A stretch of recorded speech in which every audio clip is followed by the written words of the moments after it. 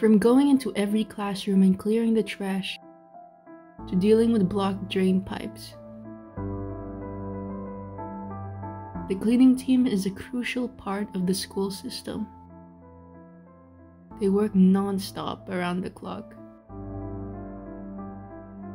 When lunchtime comes around, Jerzon and his team head over to the MPR. They patiently wait for the students to finish their PE class before setting up the tables. Once they are given the green light, they have a mere 10 minutes to set everything up.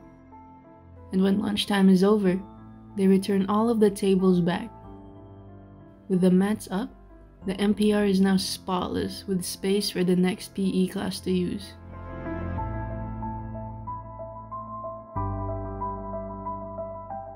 Being a cleaner is a physically demanding job. Reports and paperwork are essential to keep the team on track. During the flu season, they work extra hard to keep students and staff safe. Because to them, healthy kids mean happy cleaners.